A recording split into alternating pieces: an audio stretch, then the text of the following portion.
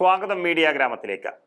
Marunadan Malayali chief എഡിറ്ററായ Sajan സ്കറിയയുടെ arrest ഒരു ജില്ലയിലെ CPM സംവിധാനവും പോലീസ് സംവിധാനവും മുഴുവൻ വലവിരിച്ചതിന് ശേഷമാണെന്ന റിപ്പോർട്ടുകൾ പുറത്തു വരികയാണ്.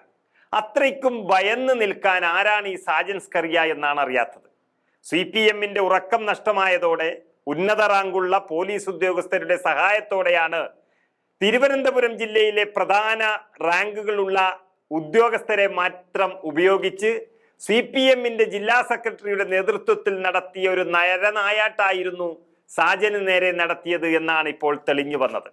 CPMന്റെ തിരുവനന്തപുരം ജില്ലാ സെക്രട്ടറി V. ജോയി ഉത്തരവിട്ടത് പ്രകാരം നടപ്പിലാക്കിയത് ACP ഷാനി ഖാൻ ആയിരുന്നു. അതിനായി തന്റെ സ്വകാര്യ ഇന്നോവ വാഹനം വിട്ടുകൊടുത്തത് DCP സാഹിർ ആണെന്നും കണ്ടെത്തിയിരിക്കുന്നു. അത്താഴം കഴിക്കുന്നത് പകുതിയിൽ വെച്ച് അവസാനിപ്പിച്ചുകൊണ്ട് അസുഖബാധിതരായ വൃദ്ധ മാതാപിതാക്കളുടെ മുൻപിൽ വെച്ച് കെണിവെച്ച് പിടിച്ചുകൊണ്ടുപോയത് സർക്കിൾ ഇൻസ്പെക്ടർ നിയാസ്. എല്ലാവരും സൈബർ വിങ്ങിലെ ഉന്നത ഉദ്യോഗസ്ഥരാണ്. ലൈംഗിക ചുവയോടുള്ള പരാമർശം, സ്ത്രീത്വത്തെ അപമാനിക്കുന്ന തരത്തിലുള്ള പെരുമാറ്റം, സാമൂഹിക മാധ്യമങ്ങളിലൂടെ തെറ്റായ കാര്യങ്ങൾ പ്രചരിപ്പിക്കുക, പൊതുശല്യം ഉണ്ടാക്കുക എന്നീ കുറ്റങ്ങൾ ചുമർത്തി സൈബർ പോലീസ് ഷാജനെ തൂക്കിയെടുത്തപ്പോൾ ആഘോഷ തിമിർപ്പിലായിരുന്ന CPMകാർ അറിഞ്ഞിരുന്നില്ല ഇത് വലിയ പൊല്ലാപ്പാകും എന്നുള്ള കാര്യം.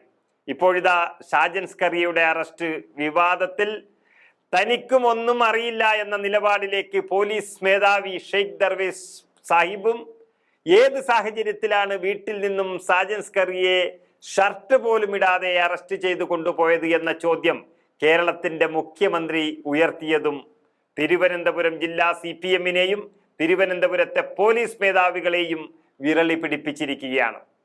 അതായത് നിരവധി പരാതികളിൽ അന്വേഷണം നേരിടുന്ന സൈബർ പോലീസ് CI നിയാസിൽ എല്ലാ കേസിൽ നിന്നും തന്നെ ഊരിത്തരാമെന്ന് പറഞ്ഞ് CPMന്റെ ജില്ലാ സെക്രട്ടറി V.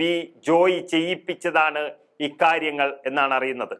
അതിനു കൂട്ടായി സൈബർ പോലീസിന്റെ ചുമതലയുള്ള ACP ഷാനി ഖാൻ ഇതിനായുള്ള കരുക്കൾ നീക്കി പോലീസ് വാഹനം ഒഴിവാക്കി സ്വകാര്യ വാഹനത്തിൽ പോലീസ് അറസ്റ്റ് ചെയ്യാൻ എത്തണമെന്ന് നിർദ്ദേശിച്ചതും അദ്ദേഹമായിരുന്നു. അതുപ്രകാരം വാഹനം കൊടുത്തത് തിരുവനന്തപുരം സിറ്റി കമ്മീഷണർക്ക് പിന്നിൽ പ്രവർത്തിക്കുന്ന DCP സാഹിർ ആയിരുന്നു.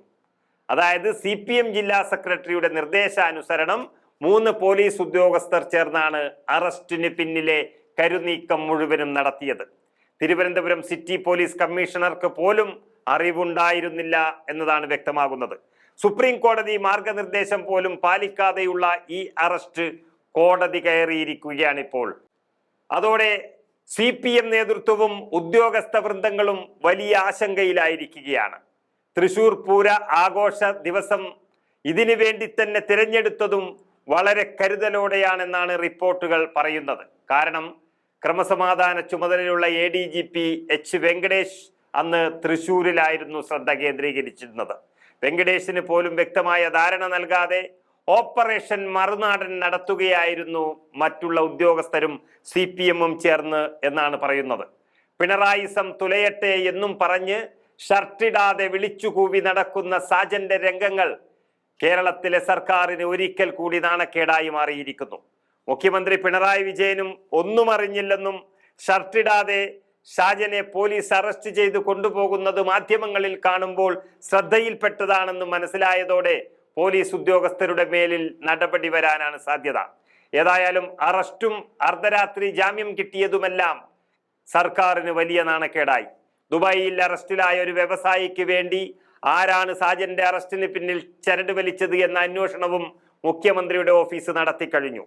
സംശയത്തിന്റെ മുന CPMന്റെ ജില്ലാ സെക്രട്ടറി V. ജോയിയുടെ നേർക്ക് നീളുകയും പോലീസിനെതിരെ നിയമ നടപടി സ്വീകരിക്കുമെന്ന് സാജൻ സ്കറിയ അറിയിക്കുകയും ചെയ്തതോടെ CPM സ്വയം അപഹാസ്യരായിരിക്കുകയാണ്.